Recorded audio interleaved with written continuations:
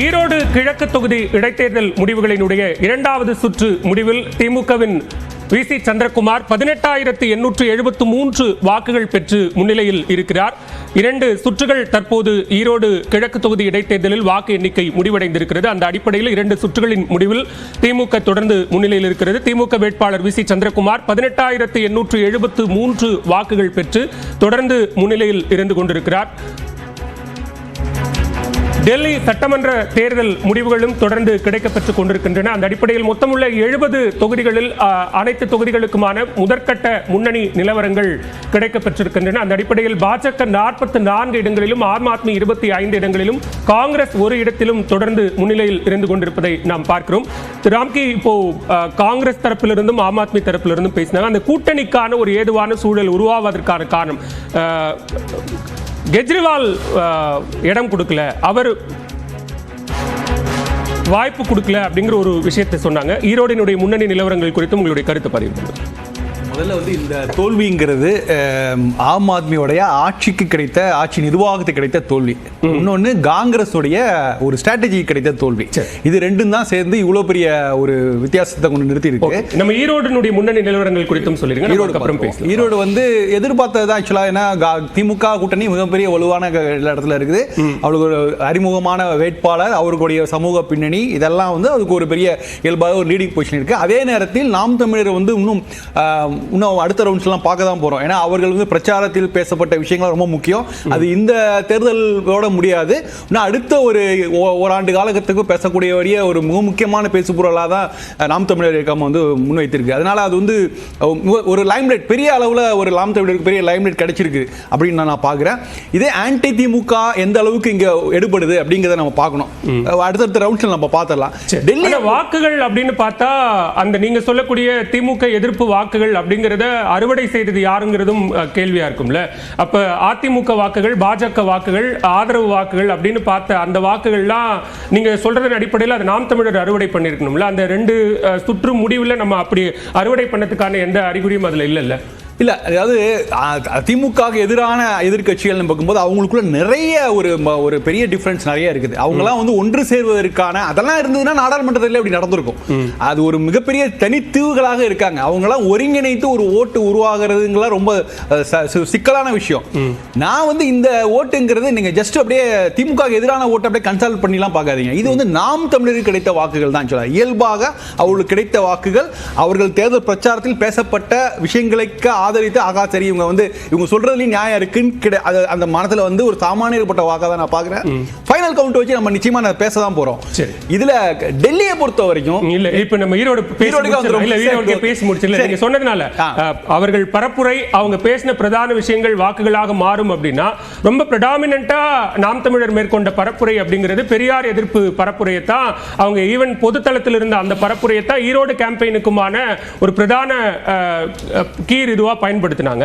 அப்படி பார்த்தா அந்த வாக்குகள் நிச்சயம் நாம் தமிழருக்கு கிடைக்குது அப்படின்னா அந்த பரப்புரையின் காரணமாக கிடைக்கக்கூடிய வாக்குகள் இது பண்ணணுமா? பெரியார் மீதான விமர்சனங்களை விட பெரியாரை முன்வைத்து செய்யப்படுகிற அரசியல், அவர் எந்த அளவுக்கு அரசியல் தங்களுடைய அரசியலுக்காக பெரியாரை பயன்படுத்திக் கொள்கிறார்கள். திமுக மட்டும் இல்ல, எதிர்த்தரப்பு எல்லாருமே எப்படி பயன்படுத்துகிறாங்க அந்த விமர்சனத்தை வச்சுதான் அது ஒரு கட்டுரைத்தார்.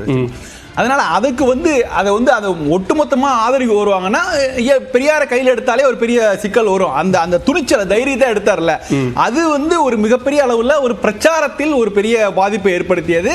அவருக்கான ஆதரவு தளம் அது கிழக்கு அந்த களம் மட்டும் இல்ல, அது அக்ராஸ் த தமிழ்நாடு ஒரு பெரிய கவனம் பெற்றது. சோசியல் மீடியால பெரிய கவனம் பெற்றது. இது நம்ம அந்த வாக்கை ரிஃப்ளெக்ட் பண்ணுமாலாம் சொல்ல முடியாது. அது தொகுதி, அந்த தொகுதிங்கிறது அதோடைய பேக்ரவுண்ட் நீங்க பார்த்தாலே தெரியும். அது இயல்பாகவே திமுக, அண்ணா திமுக போன்ற கட்சிகள் வலுவாக இருக்கிற இடம்.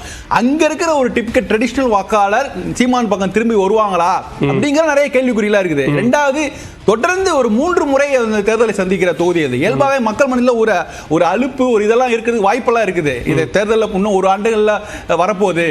அப்படிங்கும் போது இதுல என்ன பெரிய மாற்றம் வந்துடும் போதெல்லாம் அந்த ஒரு சலிப்பான மனநிலையோட இருக்கிற வாக்காளர்கள். சோ அவங்க எந்த அளவுக்கு வருவாங்க? நீங்க பாத்தீங்கன்னா வாக்குப்பதிவே குறைந்தா இருந்தது சென்ற இடைத்தேர்தலோட. இந்த முறை வாக்கு இதுவும் குறைவா தான் இருந்தது. சோ அதனால பிரச்சாரமே ரொம்ப பரபரப்பா ஒரு இதுல போகல. சீமான் தவிர மற்ற எதிர்க்கட்சி திமுக தரப்புல கூட பெரிய அளவுல பிரச்சாரங்கள்லாம் பெரிய பரபரப்பை ஏற்படுத்தல. சோ இந்த விஷயங்களை வைத்து நீங்க பார்க்கும்போது வாக்குகளை வைத்து நம்ம வந்து முடிவுக்கு வர முடியாது. நான் அடுத்த ரவுண்ட்ல பார்க்கலாம் போறேன். இதனால நம்ம கிளைம் பண்றதுக்கு வந்து எந்த அளவுக்கு இல்ல. திமுக வலுவா தான் இருக்கு. ரெண்டாவது முக்கியமா நன்கு அறிந்த வேட்பாளர், ஏற்கனவே சென்ற இடைத்தேர்தலையும் ஒரு பயங்கரமா ஒரு நல்ல களப்பணியாற்றியவர். அவர் தேமுதிகவில் இருந்திருக்கிறார். அவருடைய மிகப்பெரிய சமூக பின்னணி உள்ளவர். அப்படிங்கும் போதெல்லாம் இதெல்லாமே ஒரு பெரிய கூடுதல் பலம். திமுக எதிர்ப்பு வாக்குகளை நாம் தமிழர் அறுவடை செய்வதற்கான வாய்ப்பு இருக்கு. அவங்க மேற்கொண்ட அந்த பரப்புரை அதற்கு ஒரு காரணம் அப்படிங்கிறாரு. கிடைத்திருக்கக்கூடிய இந்த ஏர்லி ஸ்டேஜ்ல 2 சுற்று தான் இருந்தாலும் இந்த டிஃபரன்ஸ் நம்ம அதோட ஒப்பிட்டு பார்க்க முடியுமா? இல்ல, அவர் ராம்கி சொல்ற ஸ்டேட்மெண்ட் படி பார்த்தா இன்னும் ரொம்ப தீவிரமாக அவர் நாம் தமிழர் பெற்ற வாக்குகள் 2200 சொல்றாரு. அது திமுகவுக்கு எதிரான வாக்குகளும் 2200 அது வருது. அப்படி இருக்கும்போது அதுதான் களச்சூழலா அப்படிங்கிற கேள்வி நிச்சயமாக வருது. அது போக பெரியாரை எதிர்ப்பதற்கு துணிச்சல் வேணும் அப்படின்னு சொல்றாரு. நிச்சயமாக பெரியாரை எதிர்ப்பதற்கு துணிச்சல் தேவையே இல்லை. ப்ரோ பவராக இருக்கக்கூடியவங்க யார் வேண்டுமானாலும் பெரியாரை எதிர்த்துக்கிட்டே தான் இருக்கிறாங்க, காலங்காலமா எதிர்த்துட்டு தான் இருக்கிறாங்க. பவரை அதிகாரத்தை எதிர்க்கக்கூடிய மனநிலையில் இருந்து யாரையெல்லாம் எதிர்க்கிறோமோ அதுக்கு தான் துணிச்சல் வேணும். நீங்க அதிகாரத்தை அண்டி நின்று கொண்டு அதிகாரம் விரும்பாத இமேஜஸ் எல்லாம் இழிவுபடுத்துறதுங்கிறது ரொம்ப எளிதான வேலை. உங்களுக்கு அனைத்து விதமான உதவிகளும் கிடைக்கும், அனைத்து விதமான பின்னணி பலமும் இருக்கும்.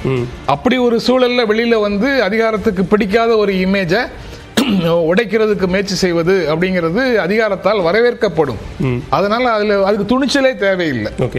அதனால ராம்கி சொல்ற அந்த கருத்தையும் என்னால ஏற்க முடியல.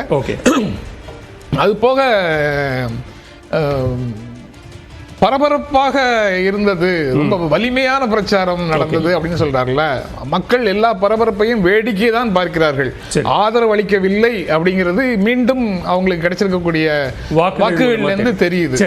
திரு சூர்யா, ஈரோடு கிழக்கு இடைத்தேர்தலை பாஜக புறக்கணித்தது. திமுக எதிர்ப்பு வாக்குகள், அது பாஜகவினுடைய வாக்குகளும் அதுல இருக்கு. அந்த வாக்குகள் எங்க அப்படிங்கிற கேள்வியும் எழுது. தெளிவாக தலைவர் விளக்குனார். இப்போது பிஜேபி தலைமையில் ஒரு தேசிய ஜனநாயக கூட்டணி கட்டமைத்து 2024 தேர்தலில் 18% வாக்குகளை நாங்கள் வாங்கியிருந்தோம்.